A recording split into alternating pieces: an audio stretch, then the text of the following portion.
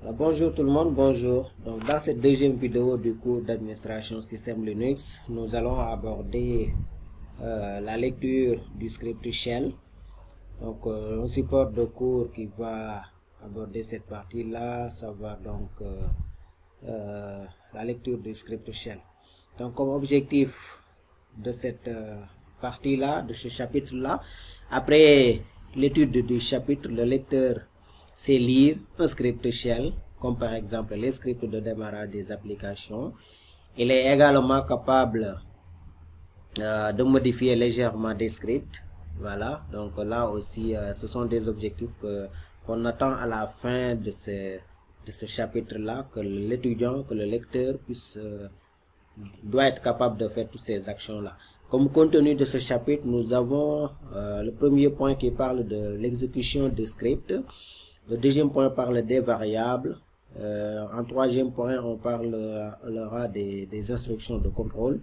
Et terminé par les sous-programmes. Donc ce chapitre-là tourne autour de 4 points, qui n'est pas trop lourd en quelque sorte, mais il y aura la partie atelier vers la fin de la vidéo que nous allons aussi dérouler ensemble. Donc pour la première partie sur l'exécution des scripts, en théorie, donc c'est quoi un script de shell? Donc un script shell est un programme écrit en shell. Concrètement, c'est un fichier qui contient des commandes externes et des commandes internes. Les commandes externes sont des binaires exécutables, ce qu'on appelle les binaries. Par exemple, dans le dossier /bin, on a la commande ls, n'est-ce pas, qui est un programme qui se trouve dans le dossier bin. Les commandes internes, par exemple, cd et le point, sont des commandes internes au shell.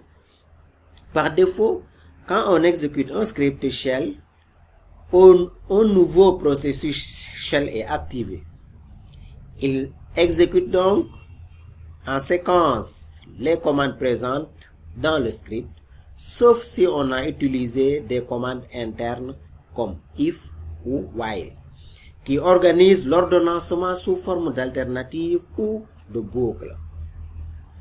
Les commandes sont normalement exécutées en séquence, car le shell attend leur terminaison avant d'activer la commande suivante du script. Il est possible d'exécuter une commande en tâche de fond, ce qu'on appelle le background. Dans ce cas, le shell passe tout de suite à l'exécution de la commande suivante. À chaque commande, le shell interprète certains caractères qui éventuellement vont transformer la commande. Ensuite, que va faire le shell? Le shell exécute la commande correspondant au premier mot de passe des autres en argument. Donc sous Linux, on utilise le shell bash du GNU qui est comme le Korn shell, compatible avec le shell standard ISO. Donc ce qu'il faut retenir à ce niveau-là, c'est quoi? Par rapport aux commandes, on a les commandes sh ou bash. Ce sont des interpréteurs shell, n'est-ce pas, le shell standard ou le bash. Le ksh, le csh, qui sont d'autres interpréteurs shell comme le Korn shell et le shell. Le point aussi, exécution d'un script sans activation d'un nouveau processus shell. On a aussi la commande eval qui va recommencer la phase d'interprétation. La commande wait qui fait la synchronisation du shell par rapport aux tâches de fond. On a aussi des commandes comme let, mais des arguments qu'on peut mettre en parenthèse, qu'on appelle donc évolue. Donc qu'est-ce qu'il va faire? Il va évaluer une expression arithmétique. Comme si vous voulez faire des additions, des opérations arithmétiques en quelque sorte, il faut les mettre donc soit avec let ou bien entre parenthèses doublement. Quelques caractères spéciaux qu'on a déjà vu dans la vidéo précédente. On a le dièse qui permet ici de débuter un commentaire. Le point virgule, séparateur de commande, comme des sauts de ligne en quelque sorte. On a le et commercial aussi, qui est un séparateur de commande, mais la commande est interprétée en tâche de fond. Nous avons aussi les anticodes, qu'on a vu la vidéo précédente. Donc je vous invite donc de revoir cette vidéo-là. exécute la commande mise entre les anticodes et ainsi génère dynamiquement des arguments pour les commandes courantes. On a aussi d'autres caractères spéciaux, hein, comme on l'a toujours vu, les étoiles qui sont des jokers, les étoiles, point d'interrogation, les crochets, anti-slash, les codes simples, les anticodes, les codes doubles, les caractères inférieurs, supérieurs, etc. Donc tous ces caractères spéciaux qu'on a vus la séance précédente, la vidéo précédente, leur rôle aussi interviennent au niveau des scripts shell. Donc les scripts de démarrage, comme on l'a vu encore dans la vidéo précédente, c'est dans le fichier etc profile. Le fichier etc profile, donc, c'est le script de démarrage commun à tous les utilisateurs.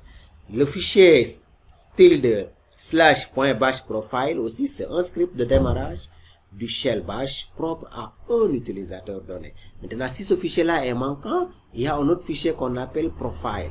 C'est ce profile-là qui est exécuté une fois que le bash profile n'existe pas.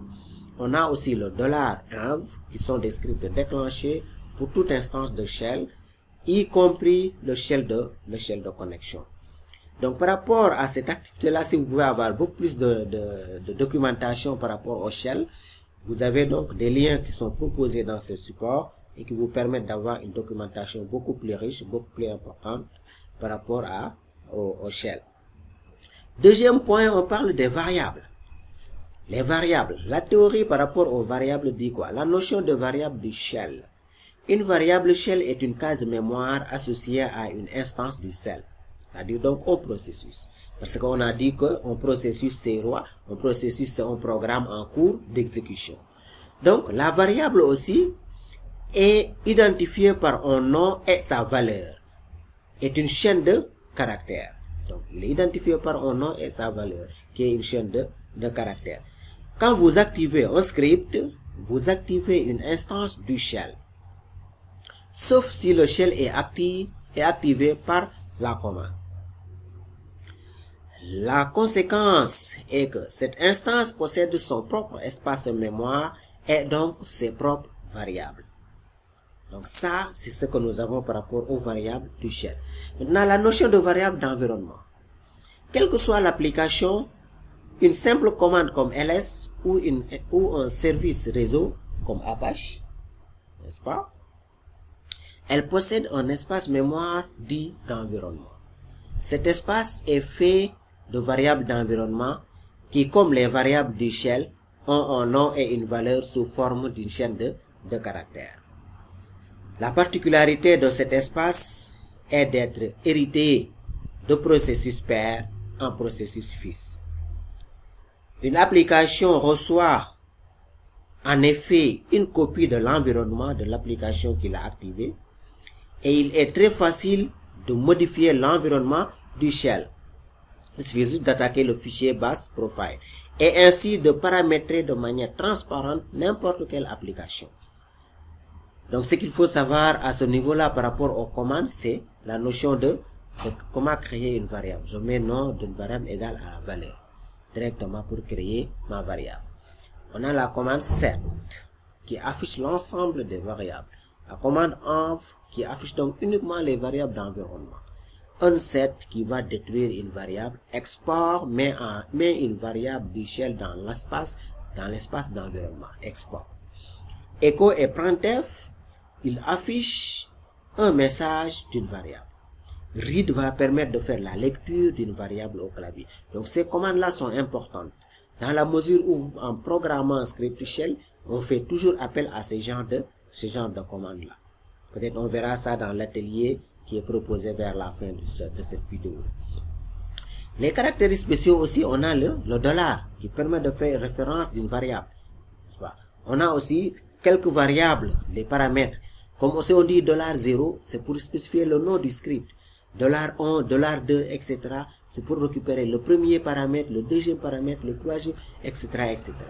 $, c'est pour prendre le nombre de paramètres que vous avez dans votre script. $étoile et $arrobase récupèrent donc l'ensemble des paramètres en même temps.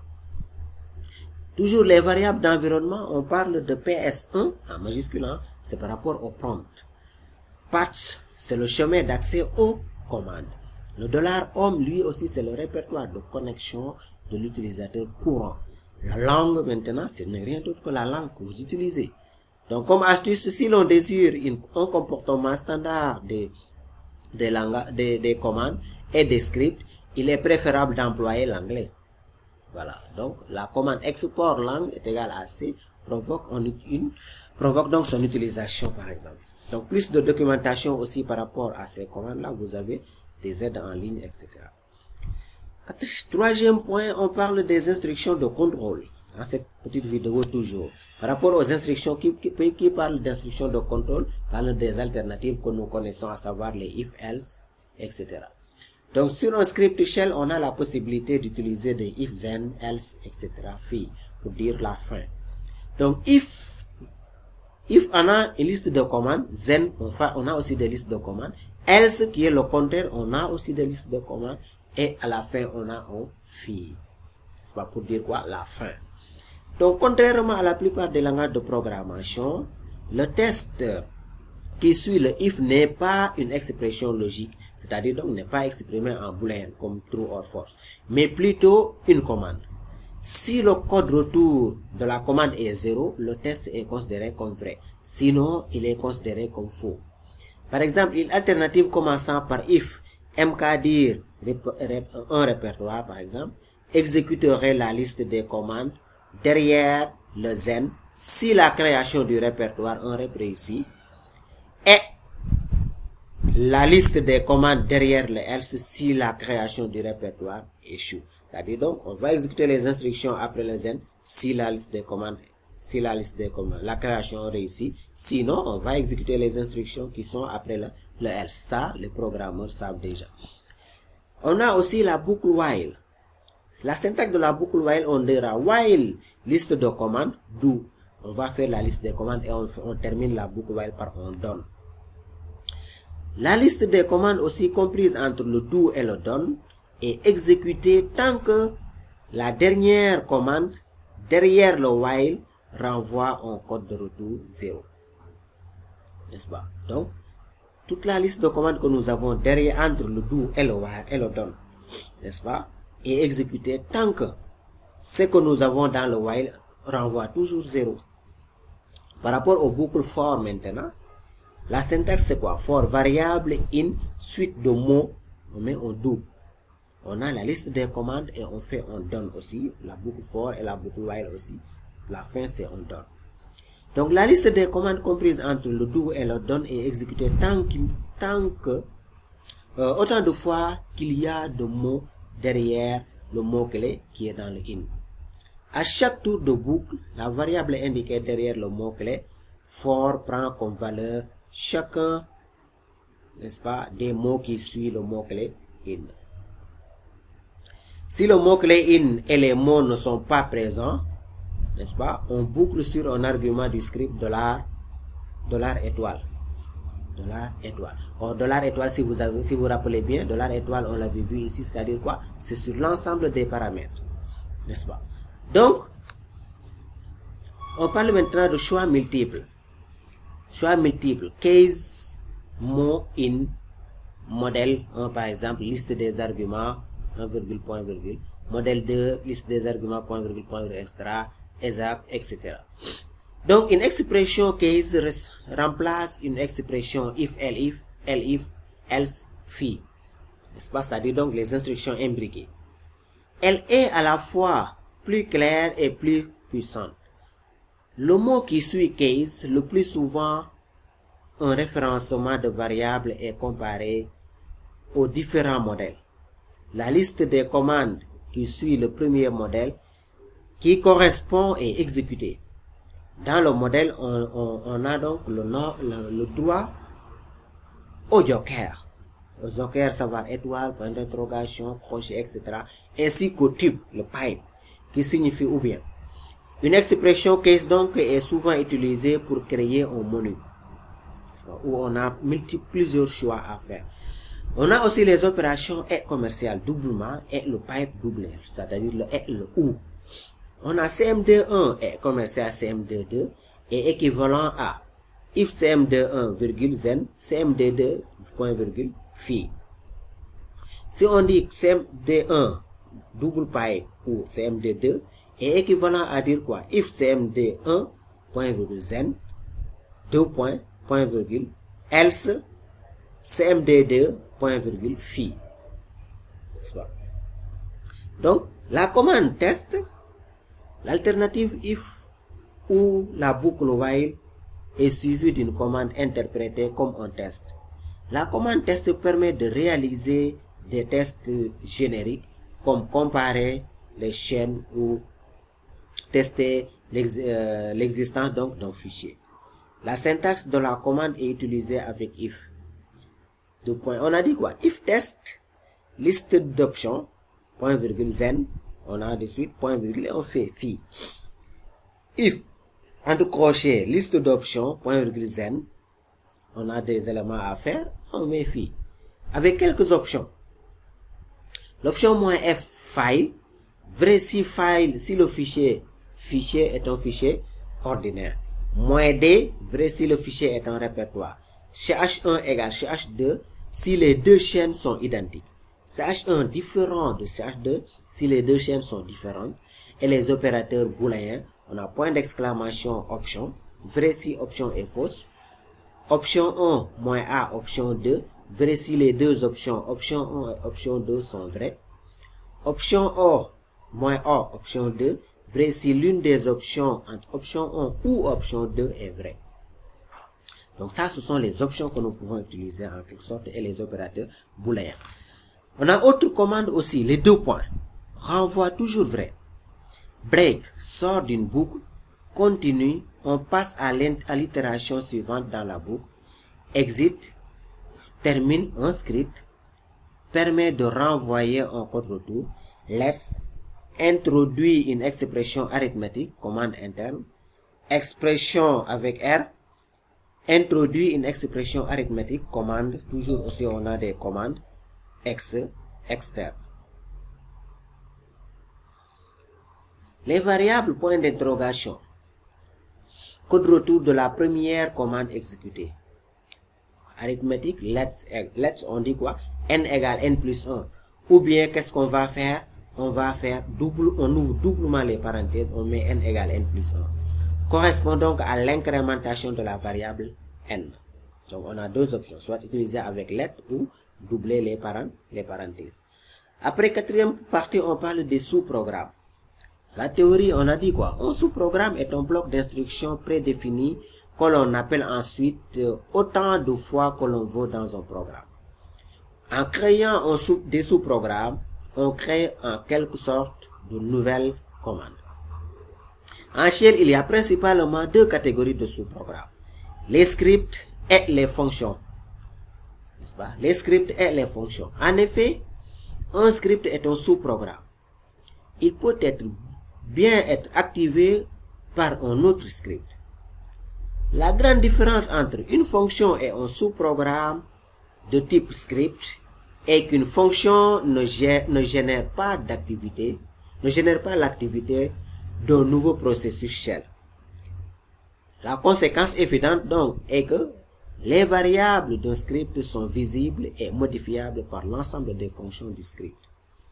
Inversement, une variable créée par un script est invisible des scripts qu'elle active. N'est-ce pas? Donc ça, ce sont la théorie que nous avons par rapport au sous-programme. Et ce qu'il faut en savoir, donc la définition d'une fonction. On donne le nom de la fonction, entre parenthèses, on ouvre la collade. On donne la liste des arguments, la liste des commandes, etc.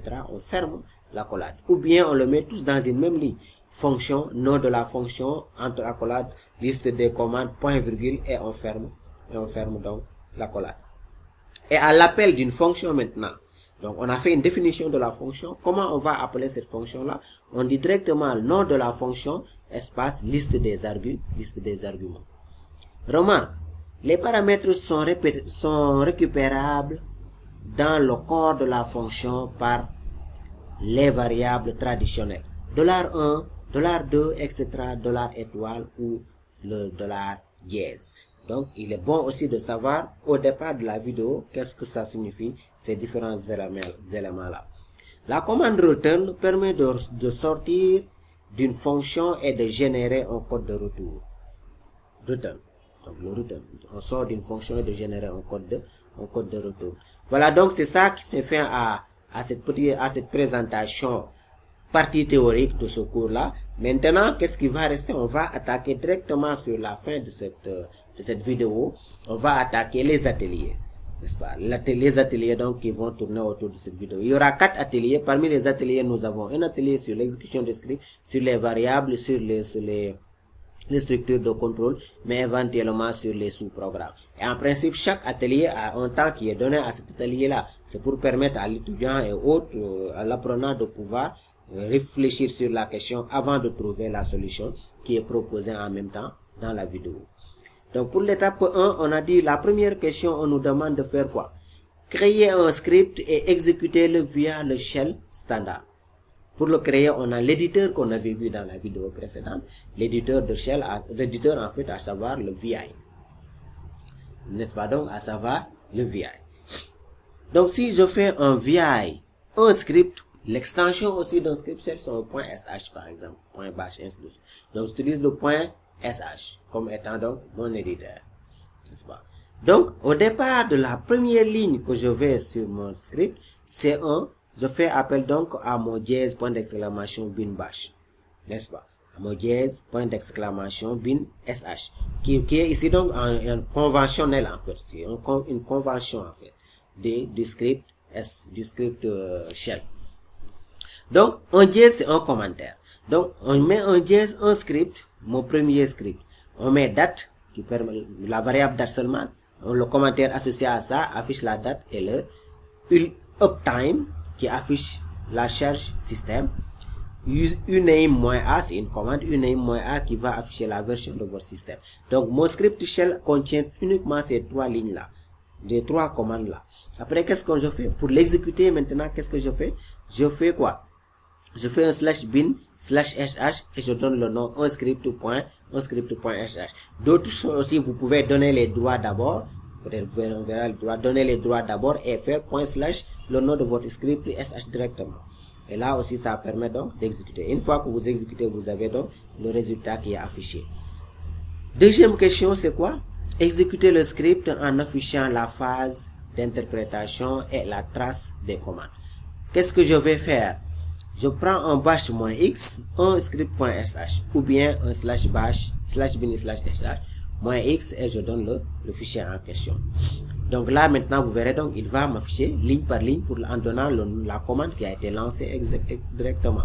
La première commande c'est date, c'est ça. La deuxième commande c'est uptime, c'est ça. La troisième commande c'est uname-a, c'est ça. Donc là aussi avec l'option -x ça me permet d'afficher les commandes qui ont été tapées avant d'obtenir le résultat de chaque commande qui est tapée.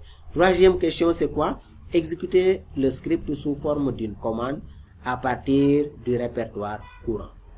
À partir du répertoire courant, c'est là où, comme je disais tout à l'heure, il faut d'abord lui donner les droits, les droits d'exécution. Sinon, votre script ne va pas s'exécuter parce qu'il vous dira que vous n'avez pas les droits, les privilèges d'exécuter ce script. Donc, on met un chmod plus x et on donne le nom de notre script et après on pourra dire quoi? / directement le nom de notre script parce que déjà on est dans notre répertoire de travail ou bien dans notre répertoire courant. Donc la commande chmod permet d'ajouter les droits à votre script. Toujours, voilà, il y a tout le détail. Je prends donc directement la question 4. Exécuter un script à partir d'un répertoire quelconque. Je mets quoi? Echo $pass. Echo $pass, c'est la variable d'environnement. Il m'affiche donc le contenu de la variable d'environnement $pass. Je mets un mkdir /home guest /bin. Je fais un mv, je déplace un script sh dans ce répertoire que je viens de créer. Et je mets un script sh.sh. Donc là, je pourrais directement, sans pour autant faire quoi? Sans pour autant faire comment ça s'appelle encore? Sans pour autant faire un /, je vais directement donner le nom parce que mon script sh est dans un répertoire bin qui est reconnu par ma variable d'environnement bash. Path, n'est-ce pas, qui est reconnu donc par le path, donc ça pourra s'exécuter sur n'importe quelle position où vous êtes actuellement sur votre système. Après exécuter un script en utilisant Korn shell, donc là aussi c'est un KSH que vous faites, après vous lancez votre script tout simplement. Étape 2, c'est les variables. Créer une variable en utilisant là on a dit quoi? Config shell. Ma variable ici s'appelle config shell qui est égale à /etc profile. Si je mets un ls-l de $, maintenant c'est pour avoir la valeur de cette variable là. ls-l donc c'est pour avoir tous les attributs liés à ce fichier là qui se trouve dans etc profile qui est la valeur de ma variable config shell. Deuxième point, on a dit créer une variable, afficher toutes les variables et détruisez une variable. On met a égale à bonjour monsieur, echo $a, il m'affiche. Je mets un set pipe head, il m'affiche a égale bonjour monsieur, n'est-ce pas? Et je mets quoi? On a bash égale bin bash. Si on met un set de a, je supprime. Si je répète grep a égale, je n'obtiens plus rien parce qu'on a supprimé donc la variable là. La remarque donc, il ne faut pas mettre l'espace entre le nom de la variable et le caractère égal. Il n'y a pas d'espace entre les deux là, n'est-ce pas? Donc la valeur d'une variable peut contenir des espaces, mais ils doivent être mis entre côtes. Donc c'est ça donc la théorie. Troisième point donc, c'est quoi? Comprendre l'environnement. On dit on affiche la date et l'heure avec la commande date. Elle s'affiche en anglais et on a installé le système en anglais. Si on a installé le système en anglais, autant pour moi. Donc, qu'est-ce que je fais? Je fais env, on pipe grep langue. Il m'affiche donc la langue parce que j'ai fait un filtrage après avoir tapé la commande env. Je mets date, il m'affiche donc la date parce que ma langue est en anglais. La date, il affichera la date en anglais, n'est-ce pas? On modifie la variable langue, on indique à la commande date. On indique à la commande date d'utiliser donc une autre langue. Si l'on désire un comportement standard et portable, il faut utiliser la langue ISO, valeur C, c'est-à-dire l'anglais.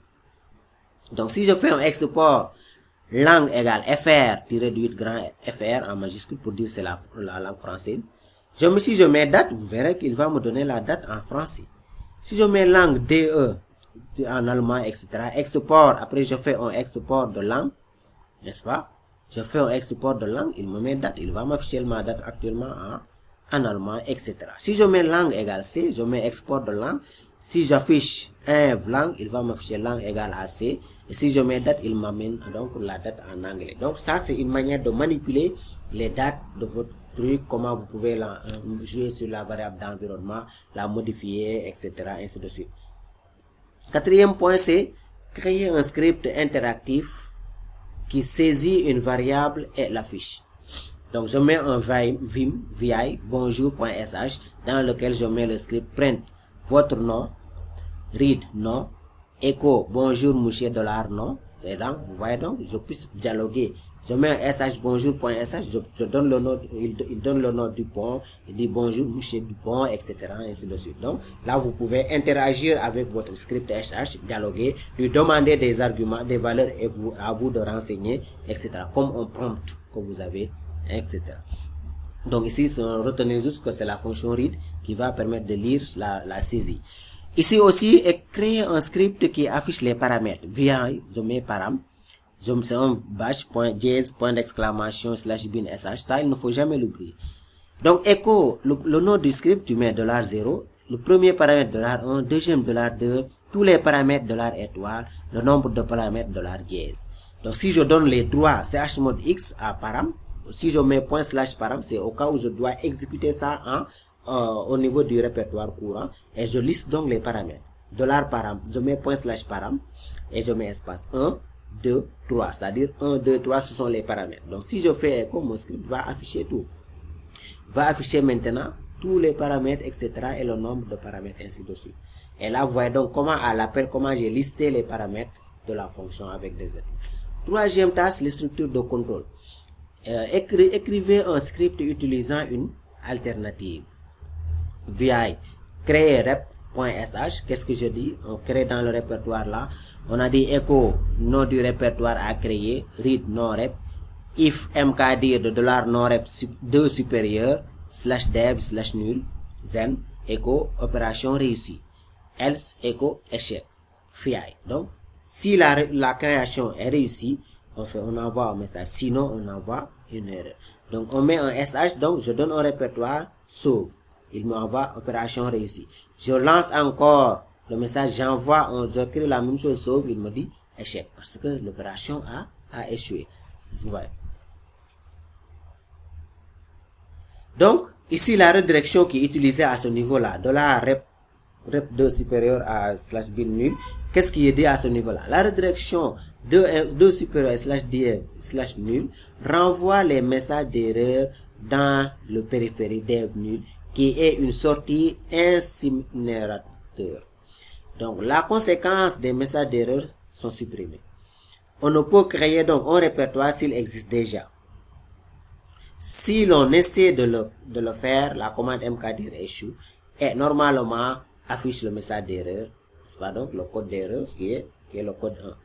Deuxième commande exercice, c'est quoi? Question alternative avec utilisation de la commande test via erreur.sh. Donc print, êtes-vous heureux? Read réponse, if, entre crochets, entre griffes aussi, $réponse est égal à oui, zen, echo bravo, else, echo manger du coco, etc., antidétresseur, machin, fi. Et du coup, donc, vous voyez donc, si oui, on met bravo, sinon, on va faire quoi? On va envoyer tout simplement le message. Et ici, on va faire appel donc à l'utilisation des crochets et des codes simples. Comment ça s'appelle? Et des codes doubles entre la variable et les tests à faire. Donc, ça, c'est ça, la remarque qui est apportée à ce niveau-là. Un exemple de boucle while.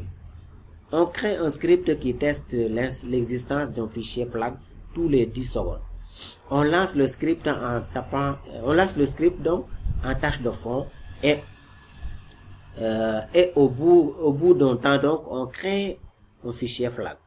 Le script signale donc la présence de ce et se termine. Donc via flag exist.sh, on dit while point d'exclamation, c'est non moins f de flag, c'est ce fichier là. D'où tant que ce fichier-là n'existe pas, on fait slip de 10, done. Et on fait quoi? Le fichier flag existe. Echo, le fichier flag existe. Donc, tant que la présence de ce fichier-là est notée, on exécute.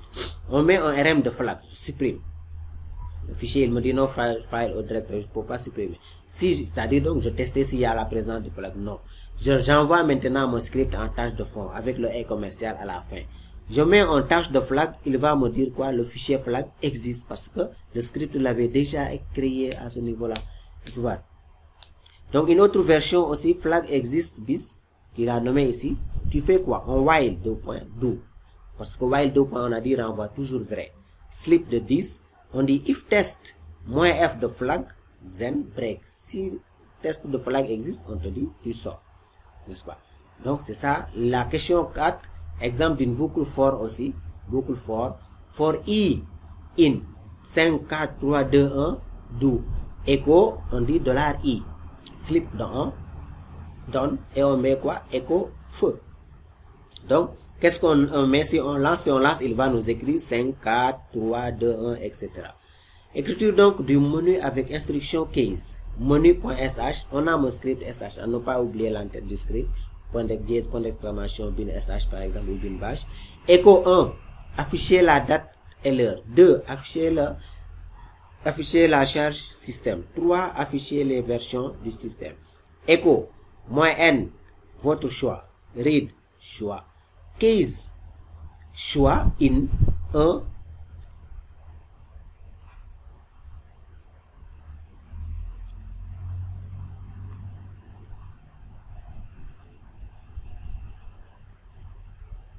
Donc, case soit in 1, date, point virgule. 2, ultime, point virgule. 3, uname, a, point virgule. Étoile, tu dis echo, choix incorrect, point virgule. À ne pas oublier les point virgule. Donc, vous avez vu donc, si la personne envoie 2, il envoie ça. Si la personne envoie 3, il envoie ça, etc., ainsi de suite. Donc, un exemple d'utilisation de calcul dans un script. Vim arithmetic.sh. Donc, qu'est-ce que je fais? I égale à 0. Je déclare une variable. Si je mets ou, on met quoi? Let's I égale à 0. While I inférieur à 5, doublement crochet, ou on met while let's, entre griffes, I inférieur à 5, do, echo bonjour. Let's I égale I plus 1, ou bien on met I plus 1, entre griffes, quoi, doublement. Et on met done. Donc, on met SH, on aura bonjour, jusqu'à là où on était arrêté. Donc, les sous-programmes maintenant avec la quatrième tâche. Écrire un script utilisant donc une fonction de présentation. VI affiche.sh. On a présente $for i do echo $i donne echo, après on ferme les crochets. Ça c'est une fonction présence. Programme principal maintenant au début du programme. Donc ici je dis quoi? Présence égale présence, bonjour, ce matin nous cherchons la date. Donc chaque paramètre est séparé entre griffes mais avec des espaces. Donc si on met date, présence, au revoir chez Jamy. Donc si j'exécute maintenant ce script là, donc je mets bonjour, ce matin nous cherchons une date, il m'affiche la date. Après qu'est-ce que je fais? Au revoir chez Jamy. Parce qu'au départ nous avions déjà défini la fonction présence. For i do, on ne sait pas le nombre d'arguments ni autre. For i do on affiche seulement. On met donne et on fait un écho pour qu'il aille à la ligne suivante. S'il y a 2 arguments, il nous affiche ça, etc. Troisième exercice aussi, c'est pareil. Deuxième, écrire un script qui affiche un menu. La sortie du programme est contrôlée par une fonction qui demande confirmation. Menu 2.sh, qu'est-ce qu'on fait? bin.sh. On est la fonction confirme. Printf, are you sure? $étoile, yes or no, point d'interrogation, on ferme. Read réponse, on dit if $réponse égale à yes, then retourne 0, else retourne 1, et on fait fi. Et on exporte la langue est égale à C, pour dire que la langue doit être anglaise. Sinon, il risque d'avoir des problèmes. While, après on fait 2 points, point virgule do. Cette boucle-là donc serait bouclée. Cet exercice là, ce script-là donc va boucler tant que nous voulons. While 2.do. Donc, après qu'est-ce qu'on fait? While 2.do, après qu'est-ce qu'on fait? Echo 1, le menu. On affiche le menu, on met le menu en question. Voilà, client, effacer l'écran, 1, 2, 3, 99 pour dire la fin. Et on demande le choix, read choix. Key choix in, 1, date, 2, ultime, 3, extra, 99. Si de 99, on fait appel à la fonction confirm. If confirm, do want to quit, then try break, else, après tu fais quoi? L'étoile, parenthèse là, tu fermes et tu mets écho incorrect. Si c'est dans l'étoile, maintenant, si c'est n'importe quel autre caractère différent de ce menu là, tu fais choix incorrect et tu mets un exit. Tu attends un slip de 3 et tu fais un exit. Et du coup, donc, si on lance le menu, on a ces trucs là. Si la personne de 99, il lui renvoie. S'il tape yes, il doit donc exécuter en mode. Cette petite vidéo aussi que je disais pour le chapitre 2. Voilà, donc merci beaucoup à tout le monde et à très bientôt pour une autre vidéo.